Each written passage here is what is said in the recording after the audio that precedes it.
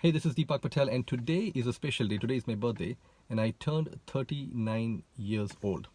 And that's been a pretty good amount of time, almost 4 decades, and I'm still shy, 1 year shy of turning 40.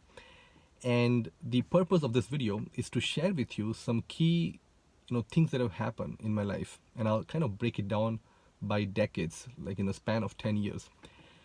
And what I found is, my son, who is 8 year old, asked me some questions, and I've had some question come from my clients who now are financial advisors who I work with, and also some friends and families. And what I have noticed is a lot of things that happen in my life, and I don't spend too much time looking into past because I'm a forward looking person, but sometimes it's important to reflect on some of the positives that we have had in life. And I wanted to summarize a few things that I have seen in my life. I've made mistakes and I've learned, with the intent that it might help you in what you are trying to achieve.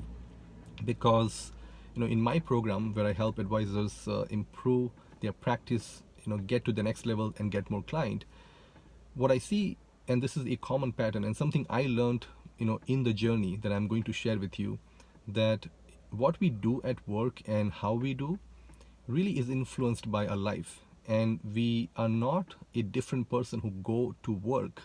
So it's not a different financial advisor who gets more client. It's the same guy who is at home. So there's a lot of things that goes in why somebody does better than the other.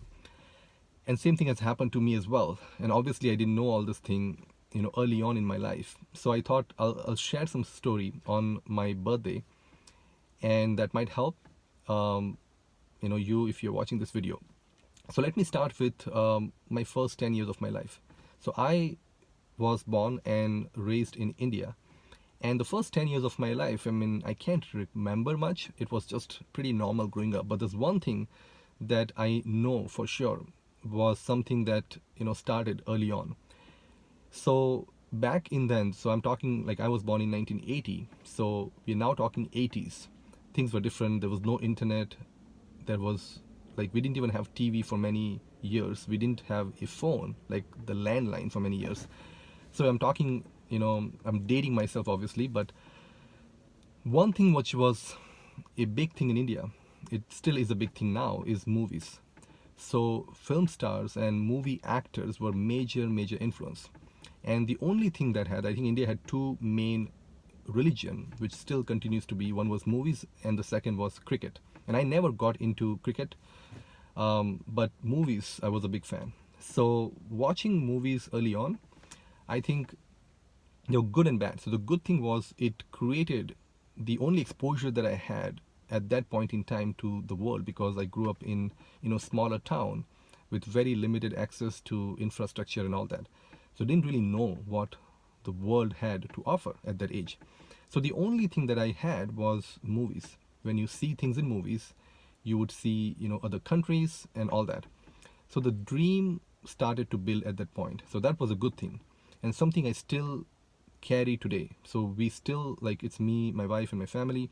So I'm a big believer in dreaming big, achieving, putting goals in your front, and trying to go after what you want to achieve in life. So it really started early on when I was very young.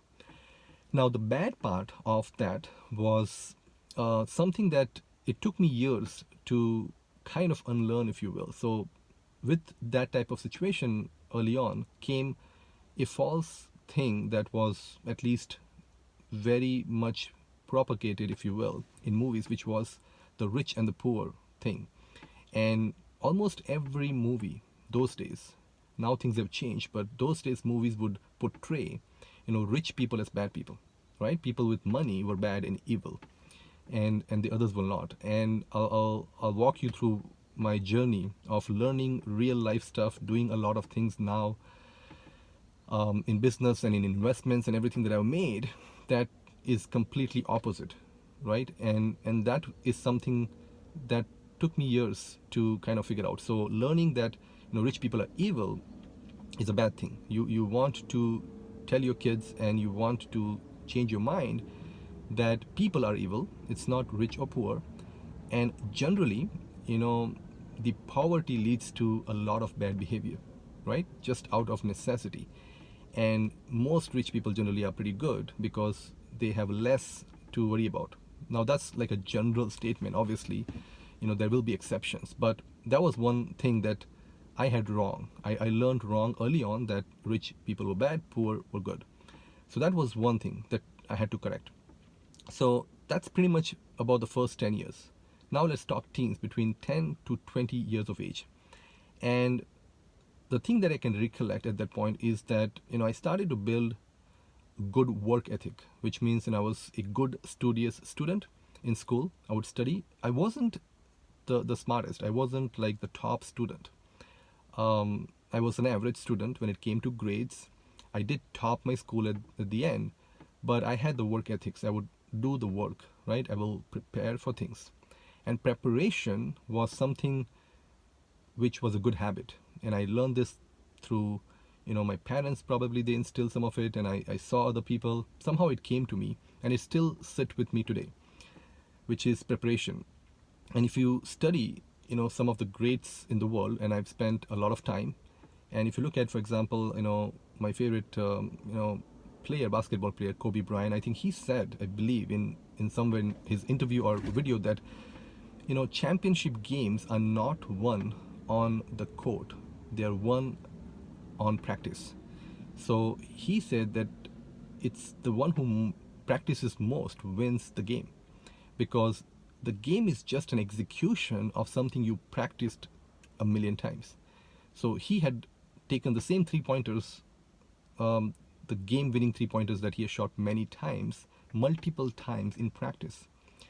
And that was the major thing. So somehow I had the same thing in school. In my university, when I did computer science, I would study, and that was very important. I still do it till date. Today, when I'm working with my clients or on my own campaigns to get client, it's really the discipline to do a lot of work. You have to put in the work, and majority of the time, the work may not result into any meaningful output, but you still have to keep putting the work, which is kind of what I did, and that was one, you know, big thing.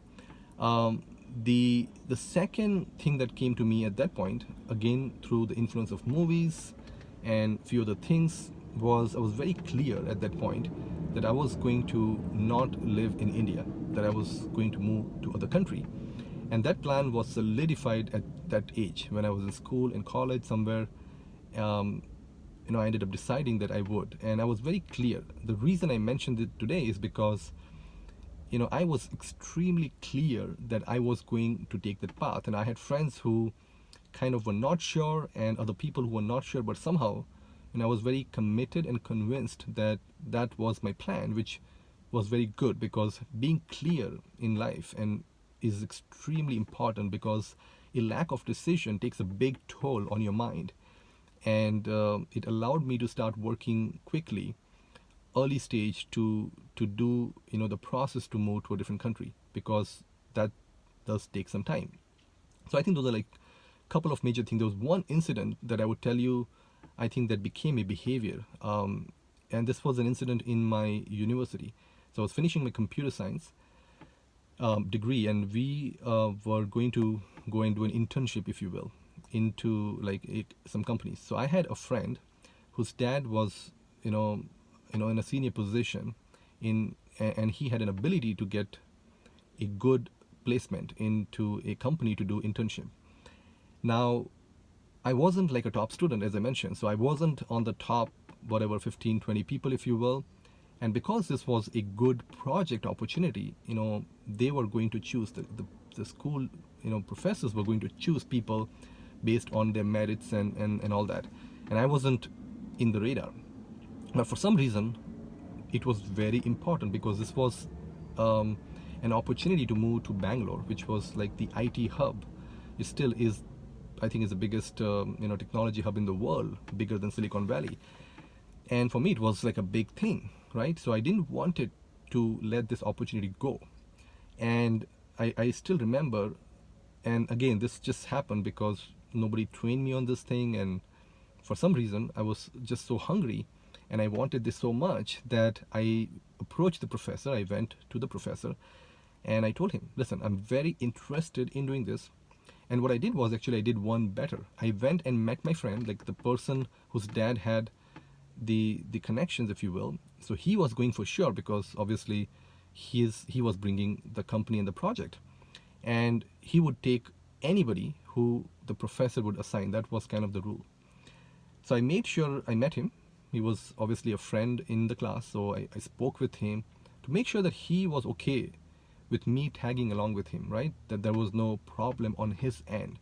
So again, I had that skill that really became very important in my career later on, to make sure that all the ducks are aligned, right? You have everybody in place, and I made sure he was good. So now I knew he was good, and I went to the professor and I told him, listen, I'm very interested. I like to do this thing, and I made my case. Don't remember exactly what I told him, and he nicely told me that he'll look into it. And then I had little hopes, to be honest, when I did that, because there were so many people ahead of me. But to my surprise, he ended up selecting me to go with him. And everybody was pissed off and they were complaining and this and that, but I was able to go, and that was a good opportunity for me to start my career. And what I learned at that point was, trying to do something that others are not willing to do. Like, none of those people actually went and met him. And the professor told me later that the reason he chose me is because he saw the desire and hunger, and I pretty much sold him on this one, right? So selling is extremely important, and I'll talk about that. That I learned in the later part of my life. But from the very early on, I realized that if you do something that others are not doing, you have a pretty good chance, and there is nothing to lose, right? There was nothing to lose for me. If I didn't get selected, like, what did I lose? Nothing, right? So a lot of times, people don't do that. Even today, like, I've worked in corporate for 17 years, and I've worked with some large companies and hundreds of people and all that. And I see this not being the case with most people, because the common knowledge is, well, no, I won't do it, right? And for some reason, I learned that day that this is a pretty good thing, because somehow most people are not doing it. And then I repeated that multiple times in my corporate life, and really helped me to move up very, very quickly into my career. So that was what I learned in my teens, if you will. So that was one of the important thing. And of course, like, there are a lot of other small things that obviously goes in your life at that point. But these were some big important things. Now, 20 was very important, like the 20s, between the age of 20 to 30. So I would say that, like, three big things that really happened, which probably happens to most people, but there were certain things that I really learned in that. So number one was I began my official career. So I started working with with a technology company, started building software. But for some reason, from the very, very beginning, because I had a good knack of working with people, understanding people, somehow I had that. I really enjoyed working with clients. So from the very beginning, I liked the side of technology that was client facing, and customer facing role is what I would take, and I would work on projects that had more client interactions. And I was good, and I was learning, and I was getting better. And it really allowed me to set a foundation for even what I do today, because today I help advisors get clients, and the client part is something I started very early on.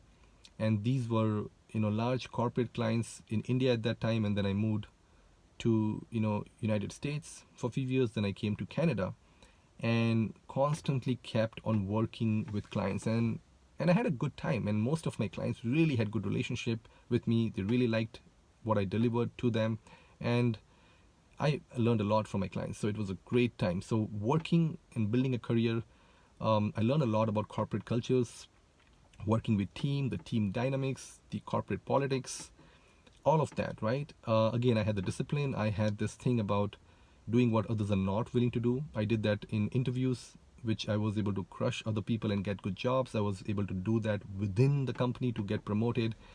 It was just putting the work and just doing what others would not do. And time and time we repeated that, and I'm kind of doing that even today, a lot, in fact, to be honest, more than what I did before. So that is something which I like learned, right? So number one, which is career and clients. So that was my early exposure because I started working at the age of 20. So I was early. I was just finishing school and university, and I went to work with this company. So very early on, and then it was just working with clients. Then I started working with international clients, and I enjoyed understanding businesses and problems. And I always enjoyed solving a client's problem, and when they were happy, it really gave me really good satisfaction.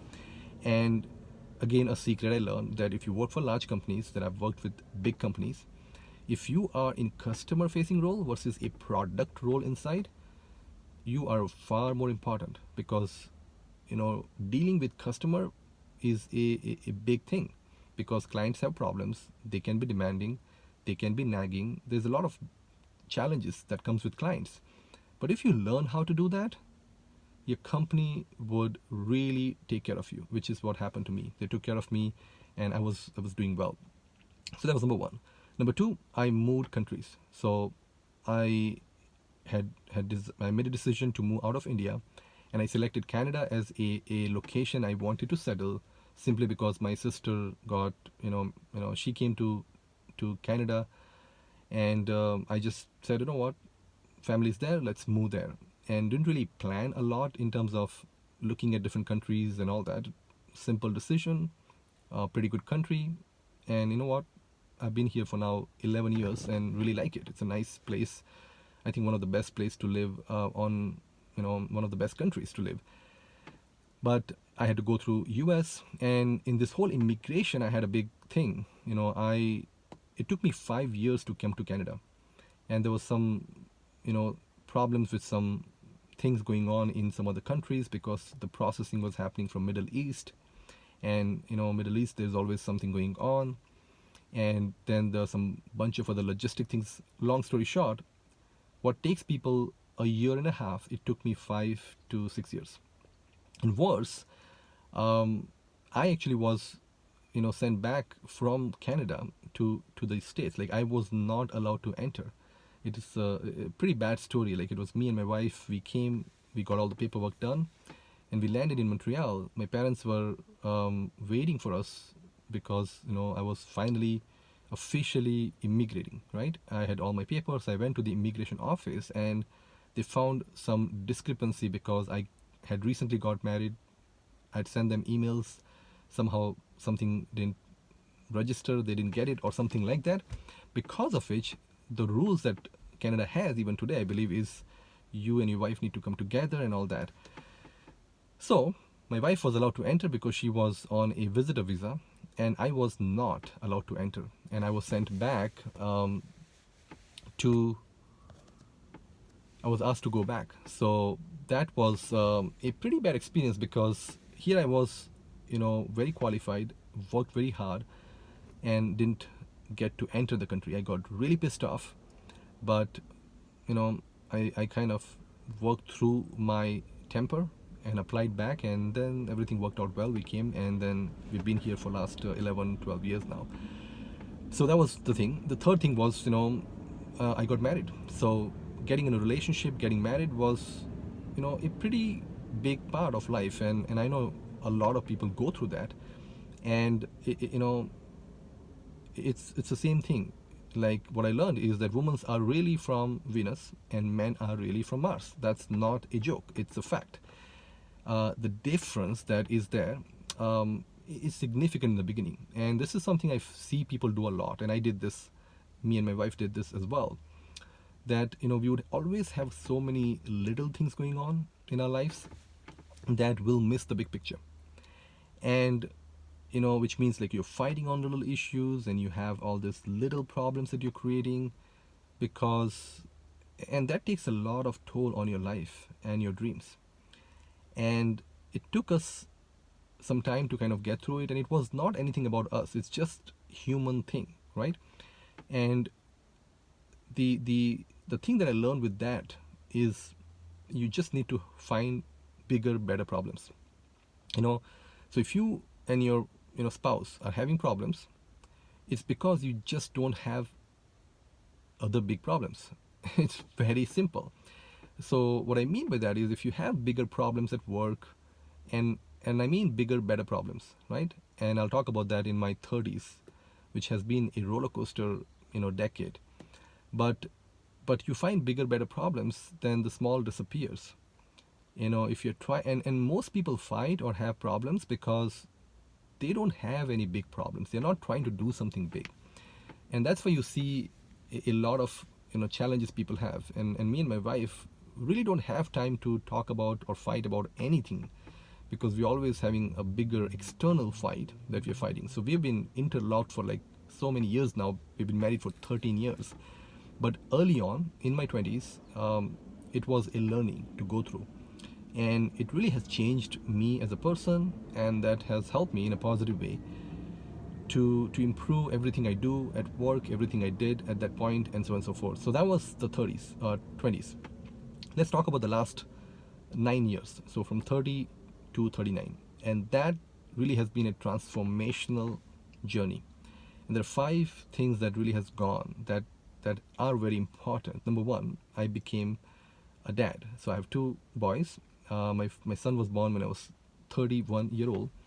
So being a father of two boys really has changed a lot, and I don't want to talk about it too much because it's a lot of people go through the change, but it really has been a change in myself to learn to create an environment. So I believe in two things as a parent, that my job is to give them two things. One is an environment, and one is exposure.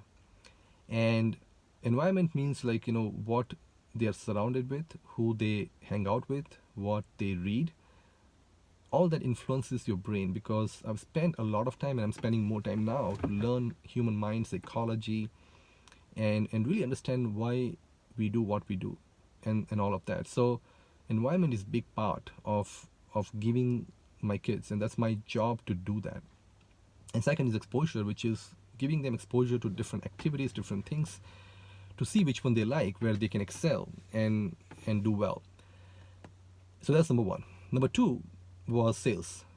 This is the time when I started to move into sales, and I started that with my corporate technology sales role, and I sold $23 million of solutions before even I became an official salesperson.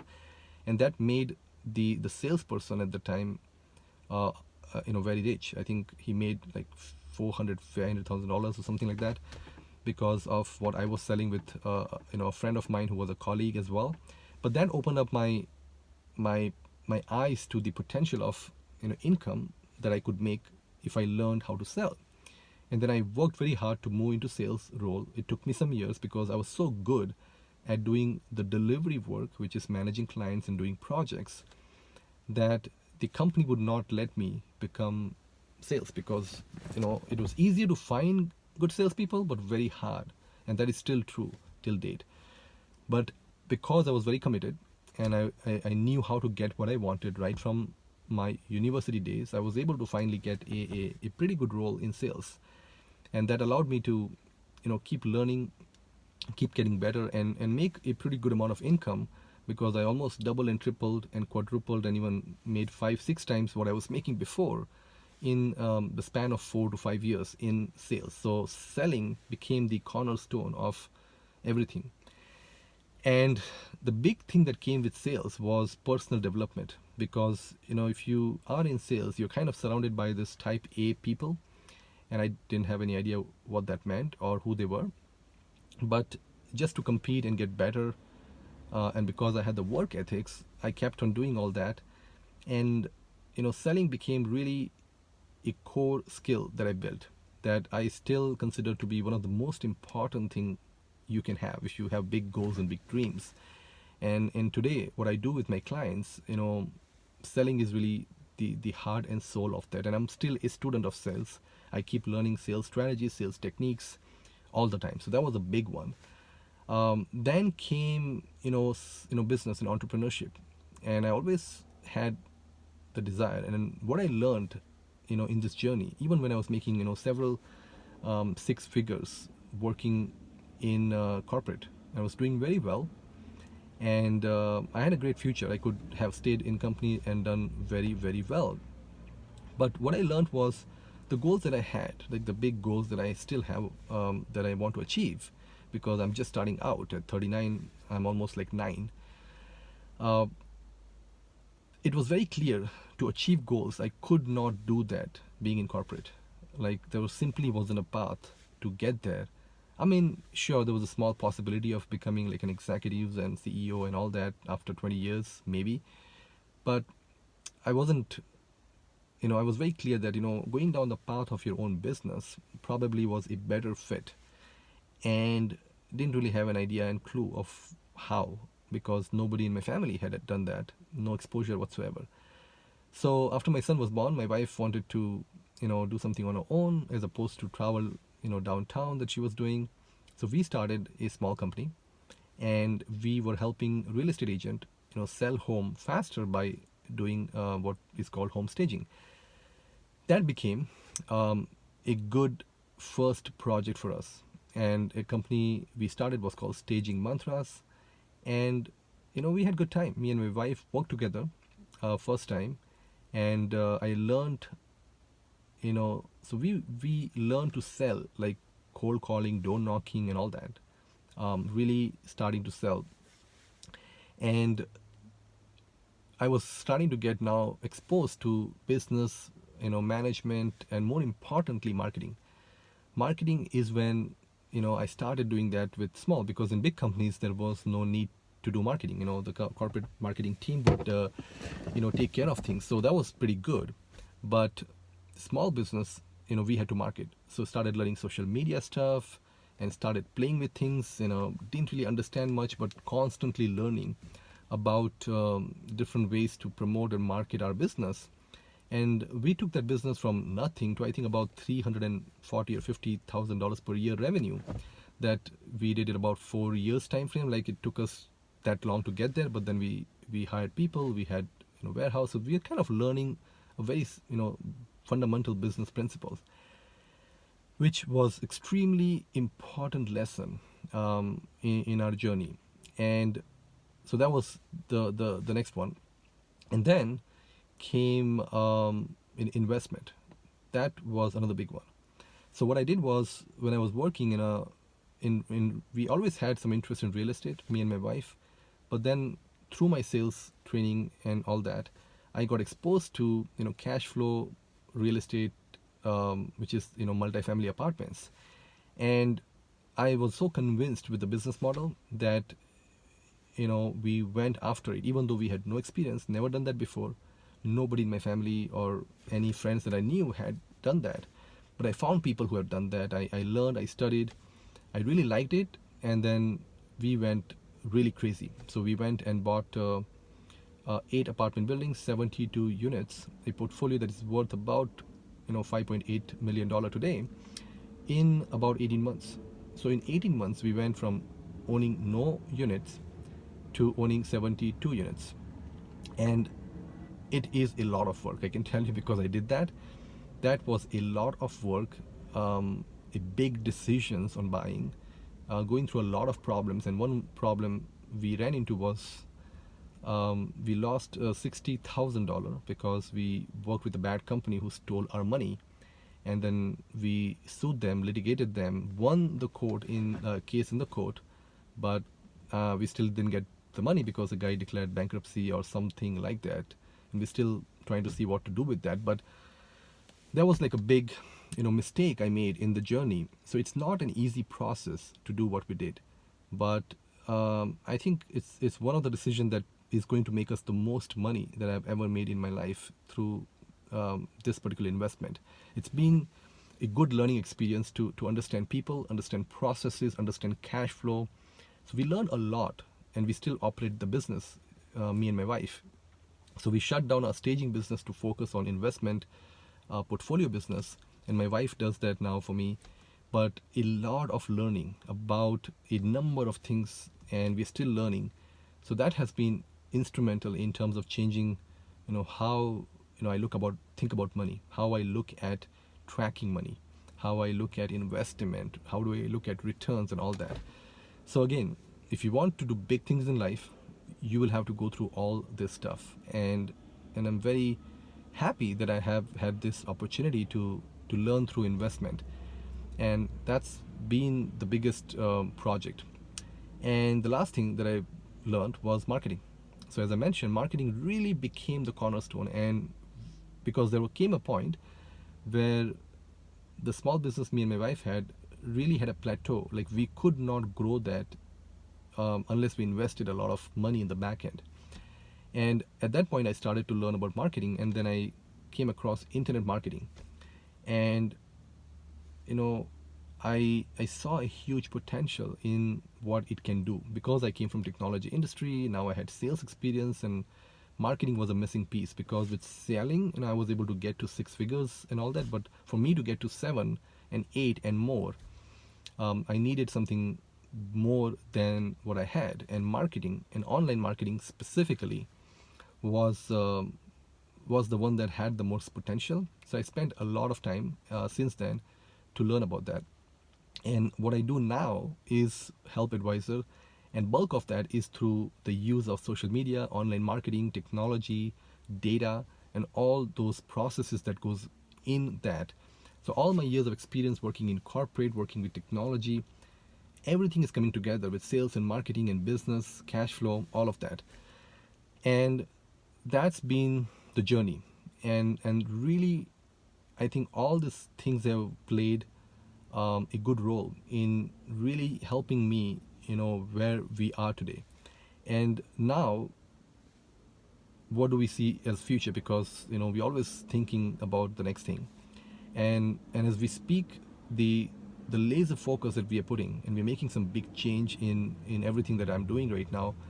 And as everything gets solidified, we'll talk about that.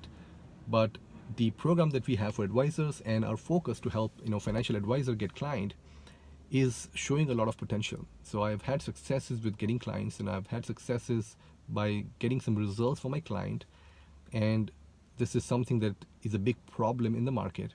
And I tested a couple of ideas, didn't work, and that was expected. Like, I'm always open to trying things and having it not work, and keep trying and trying and trying. Going back to the earlier the work ethics part of it.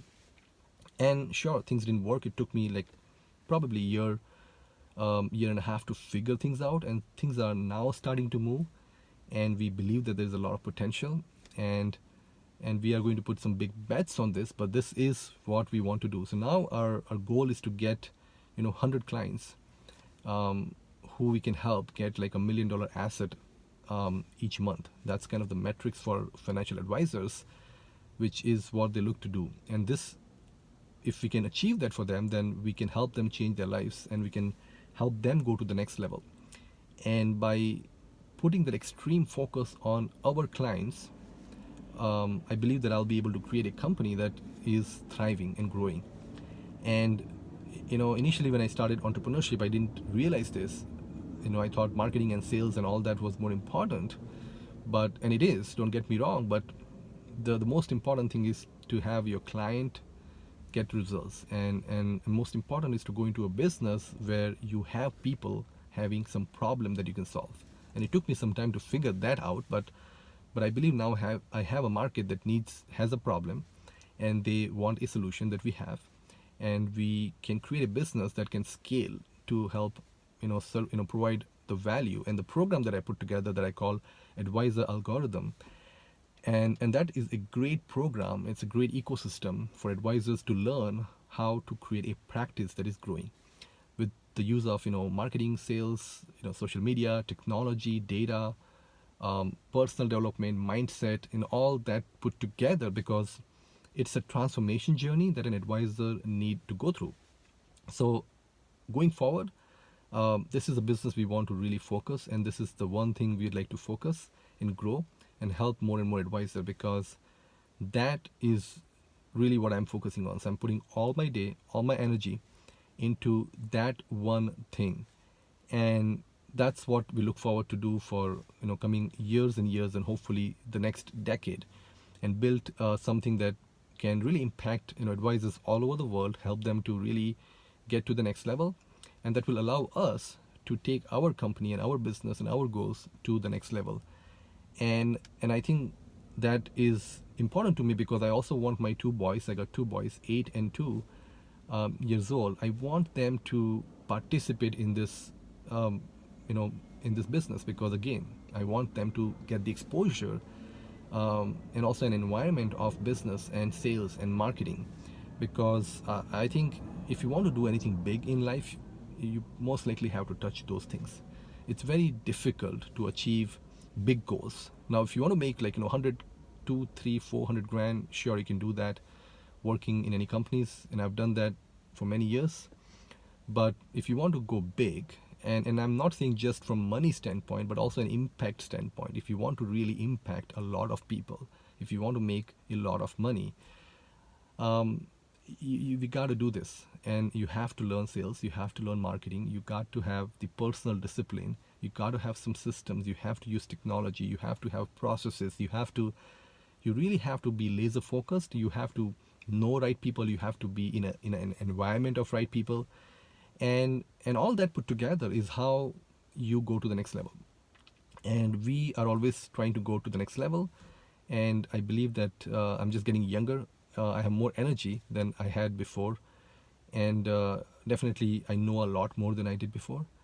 And the next 10 years is going to be way faster in terms of what we have done than all my years so far. But I guess that is kind of the summary of all my years of experience, and that shows you how things have kind of evolved, and we made some major mistakes. Some of my big moments have been, to build a portfolio. I think is one of my biggest thing that I'm very proud of, to build in 18 months a portfolio that is worth close to $6 million with no experience. I also sold a $55 million deal, so I feel good about that for large companies. So that was good. And then little wins, because the small things sometimes matter more in your life when you do those little things that I did in my university, and then several small things that I've been able to do.